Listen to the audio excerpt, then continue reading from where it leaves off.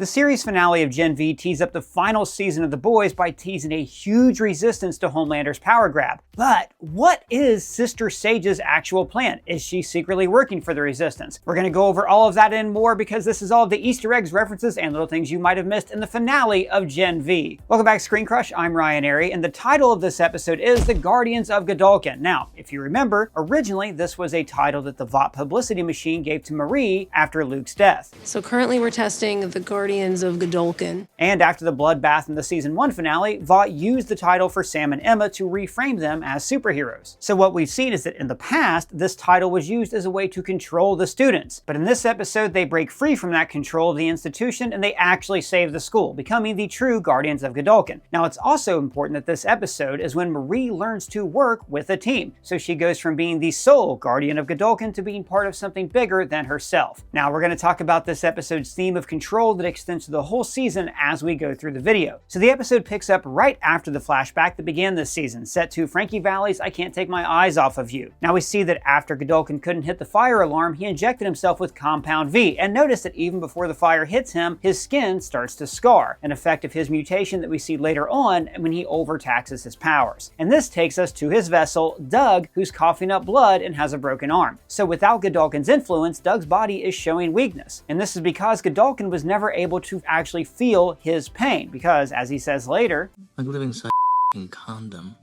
Like wearing a condom or, like having a puppet on your hand. To that point, Anderson props him up on the bed like a loose marionette. Doug is now a puppet whose strings have been cut. Hey, can I leave? Yeah, you can go. Come on, vámonos.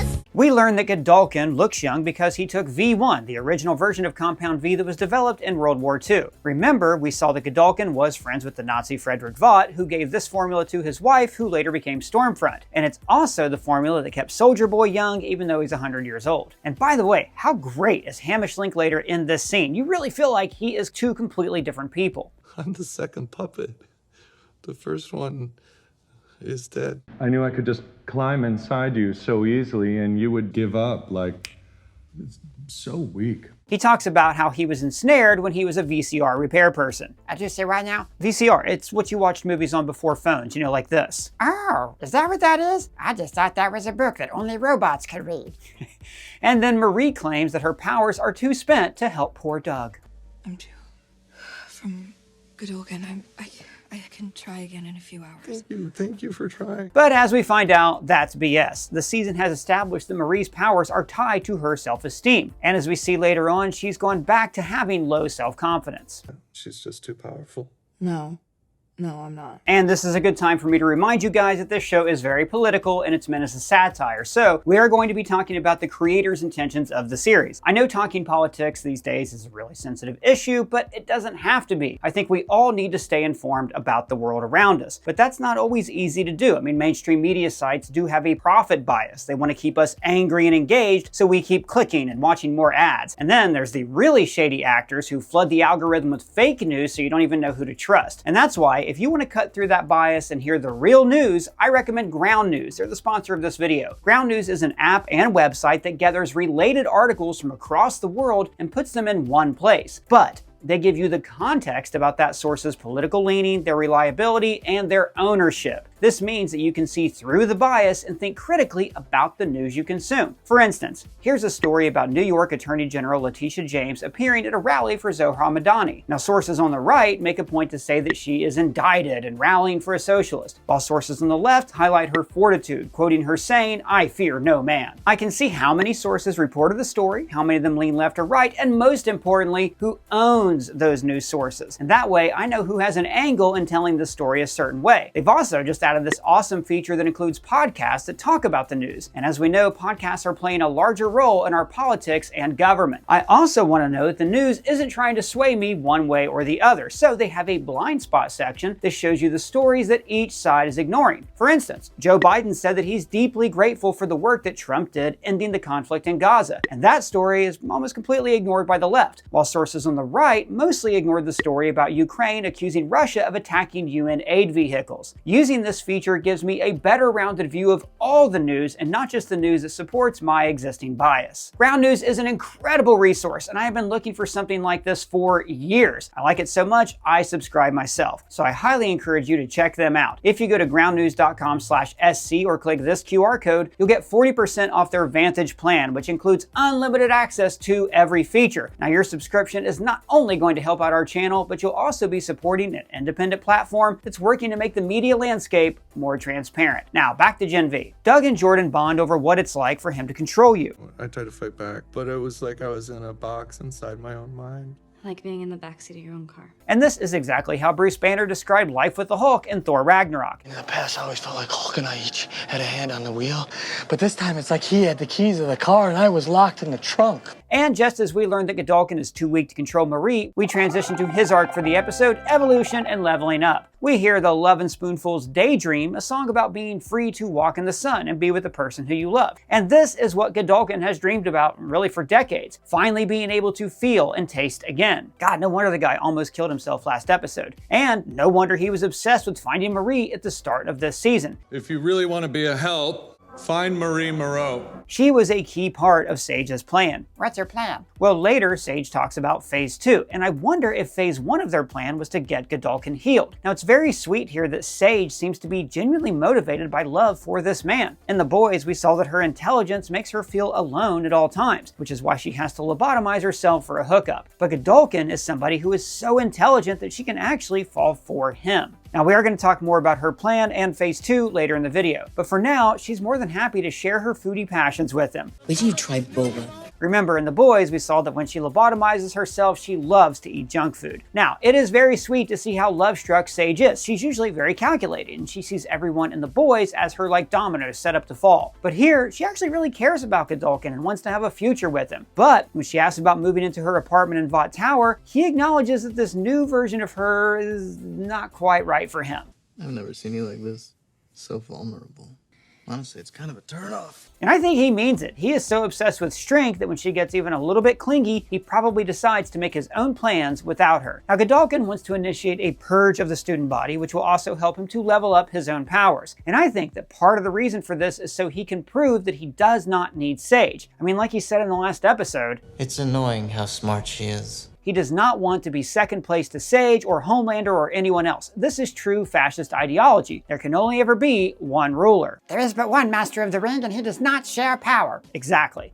And then Hamish Linklater puts on a clinic. He plays Doug as the polar opposite of Cypher, a normal, decent man who is practiced at finding the best in bad situations. He describes how he was not only able to observe while Godolkin drove his body, but he was also fully conscious and had his own observations. You would have been so proud of Andre.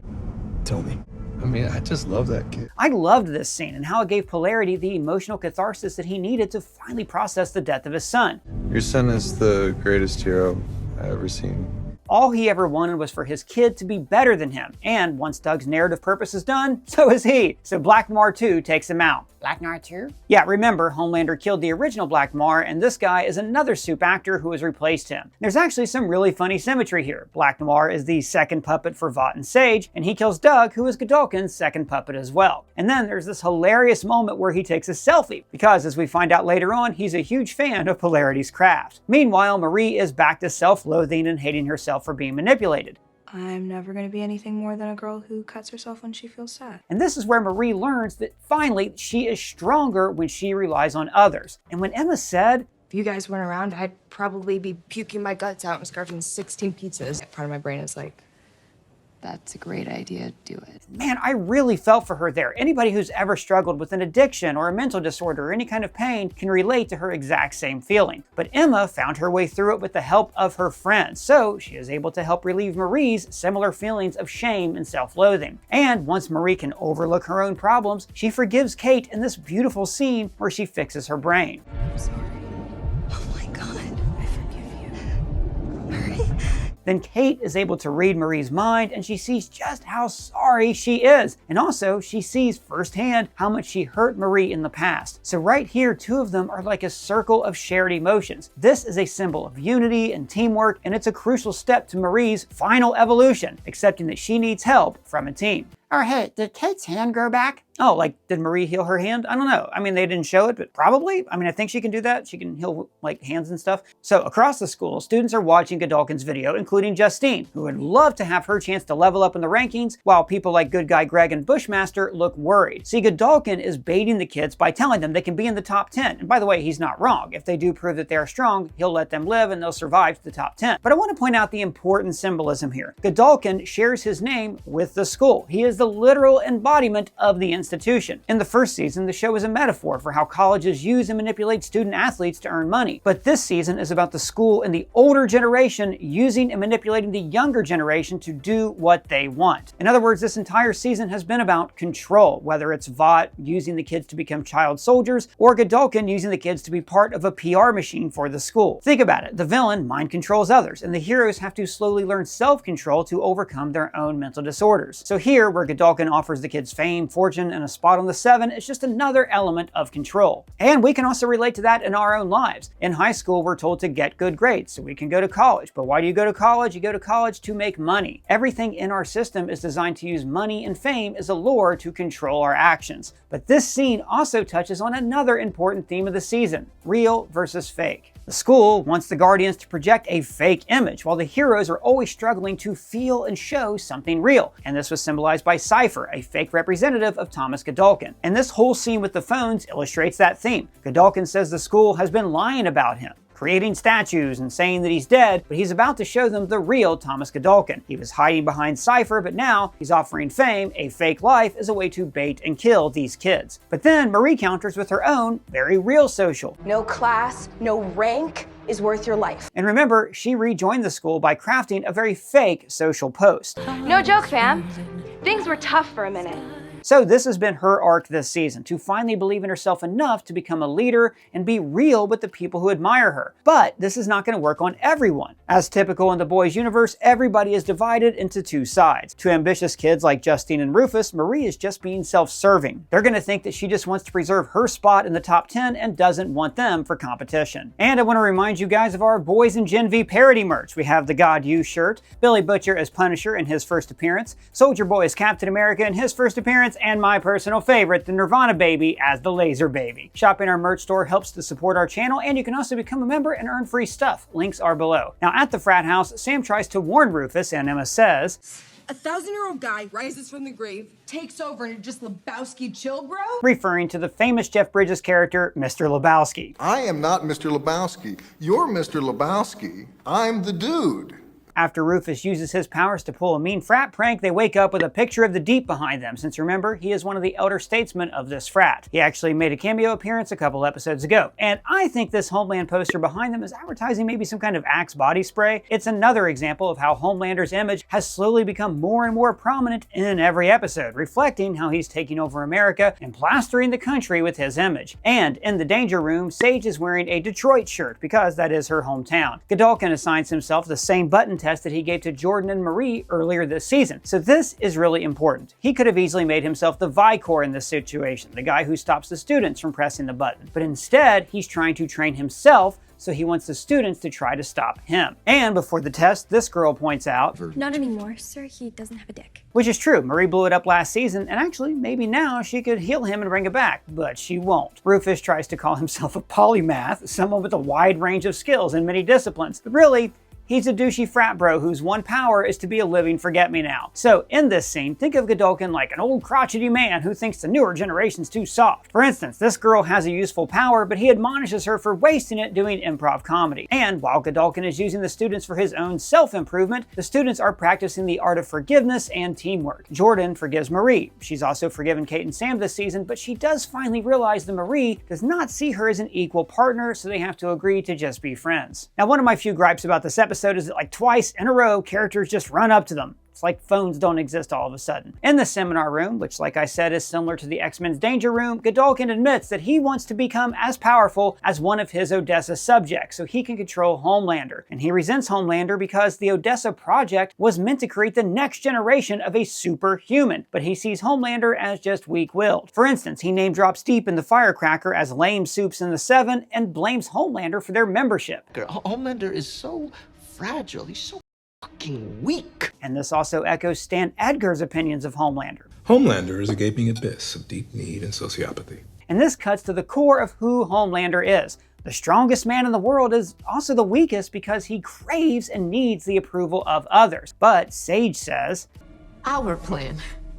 Phase 2, remember? Which Homelander is a vital part of. So what is her Phase 2 plan? Well, in Season 4 of The Boys, she told Homelander that democracies always fall into dictatorships. She sees this as inevitable, like she says this episode, everything ends the same. So she knows that democracy is going to fall and that a dictatorship will rise up. But I think what she wants is for the right people to become dictators. In other words, for her to become the dictator. I think she wants to implement a more efficient system for the world to follow. And to implement this new world order, they still need Homelander because he is the only person strong enough to be their figurehead. But Godolkin, like all fascists, can't share power, so he blows up the plan. His ego drives him to break away because, in his mind, only the strong survive. And we think that this is the moment when Sage decides that Godolkin is a lost cause. Remember, when she was a kid, she actually researched a cure for cancer, but the human scientists ignored her, setting her down the path to becoming a human-hating mastermind in the present. So now, Godolkin ignoring their carefully laid out plan is reminding Sage of those doctors who once let her down and allowed her grandmother to die. Godolkin, meanwhile, discovers the joys of a dance party, manipulating the students to dance like marionettes to come on, get happy. And the song choice is appropriate because Godolkin is forcing them to dance, like he's saying to them, come on, get happy, even making them smile as they frolic before him. Meanwhile, it turns out that Black Noir is a huge fan of Polarity's work, and he was dying to meet him. He sounds like he got into an elevator with Chris Evans at Comic-Con. I'm just saying the ending wasn't really earned. You killed the alien queen, which definitely should have prevented any more extra hatching. He brings up studio interference and how the suits always want to plant seeds for sequels, which calls back to The Boys universe. I mean, we've come a really long way, so it's easy to forget that Season 1 of The Boys was actually a commentary on superhero media. It made fun of the constant serialization and marketing that comes with superheroes. But maybe the reason he's such a super fan is because Black Noir is an actor. He spent all of Season 4 trying to look for deeper meaning in his role until the Deep finally told him, dude, see, what you're not getting is how horny killing made the old noir. And also, as a black actor, he probably idolized Anderson's movies and saw him as a soup role model. And I think Polarity probably met Black Noir before, which is why he's confused. So, you can talk now? And when Sage visits Polarity, she's so melancholy. She's run the numbers. She knows by freeing him, she's going to end up killing Godolkin. And Sage doesn't ever get to truly be happy, but Godolkin knew the real her, but she just can't be with somebody that she can't control. So at this moment, she's probably thinking about the other deaths that she has suffered because less intelligent people didn't listen to her. And this, I think, is why she asks about his wife. Did you love your wife? What? Cancer. Because she discovered that cure for cancer that would have saved her Nana if her lessers just would have listened to her. And then the second batch of fodder enters the danger room, including Buckeye, who keeps popping up this season and was wary of Godolkin's too good to be true message earlier. Then Marie enters, bringing the season full circle. Now she is in the room where Godolkin honed her powers so she can use his own teaching abilities against him. If he would have never trained her in this room, then she wouldn't have been strong enough to kill him. He calls back to their training. By the way, I totally get why you use your hand. Because remember, he had told her, drop the hand doesn't do anything. But this is actually because Godolkin can finally use his hands to feel something. Like, frankly, he was a better partner in crime for Sage when he was an unfeeling burned man. Now that he can feel sensations again, he's letting the pressure and adrenaline rush get to his judgment. He knows moving his hands around does nothing, but he doesn't care because it makes him feel good. He's on a real power trip. And then we see the real plan, to smuggle the Guardians into the seminar room and take down Cypher together. I think that when Annabeth saw her vision of Marie dying, this was actually a possible future where Marie never learned to work with her friends. But because Annabeth interfered and reasoned with her sister, Marie accepted help and they're able to defeat Godolkin. There are so many great moments in this fight. For instance, the way Jordan's blast comes out of the butt like a fart, or how Greg and Sam double punch to save Emma, and best of all, when Emma demonstrated her emotional growth by growing on her own without food or drugs. And I love that in this fight, they are literally fighting the institution itself, Godolkin. For this whole show, they have been fighting the metaphorical institution, but now they're able to punch the real thing. Godolkin University forced the students into a pointless competition to be ranked the highest, but now it's the weakest kids who are able to take down the school's founder. In fact, he even made fun of the butt guy's powers, but they played a key part in stopping him. And this is such a perfect end for Godolkin because he saw the strong as dominating the weak, but it turns out that the perceived weak can rise and defeat him if they work together. It's a real lesson for the 99% of us that don't control the world. And Marie spells it out when she says, "We beat you. All of us.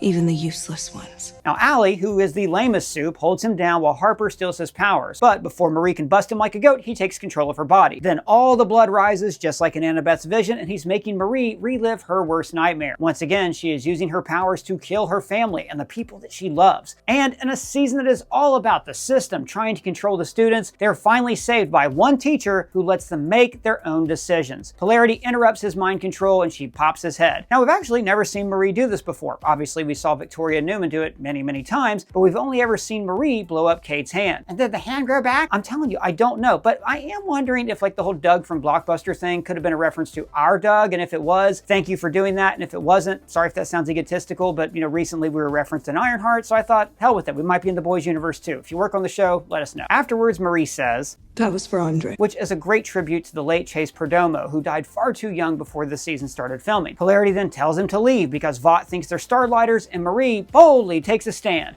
No! Look, I've tried running. We all have. We aren't going anywhere. And I love that Polarity does not give a flying f. I'm glad you all learned valuable lessons and all shit, but I don't have time to argue. Anderson wants to be the scapegoat, so maybe he'll end up in one of Homelander's prisons and appear in season 5 of The Boys. I could also see him teaming up with Kimiko, or actually Frenchie. That would be a lot of fun. You've seen how Frenchie can ask him to use his magnetic powers so they can do stuff together. And also in season 5, maybe Emma's inspiring words means that we'll see Greg again. Shit.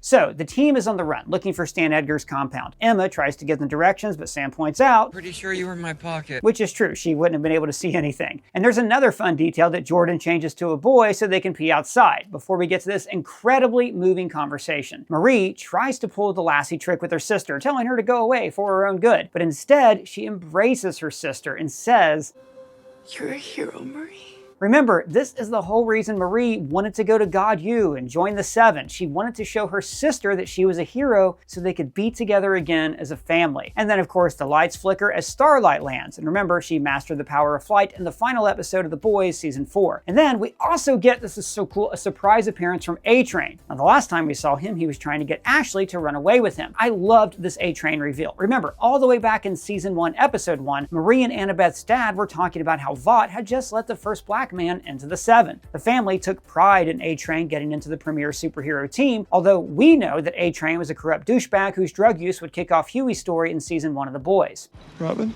But now, here in the present, A-Train is the actual hero that Marie's family envisioned him as. But he's not doing this as a celebrity. He is a rebel with a cause. He has something he wants to fight for. This was all part of A-Train's redemption arc in season 4 of The Boys when he saved Mother's Milk and felt like a true hero. And now, he's a full-on member of the Resistance, just like Generation V. You guys are fucking rebels now.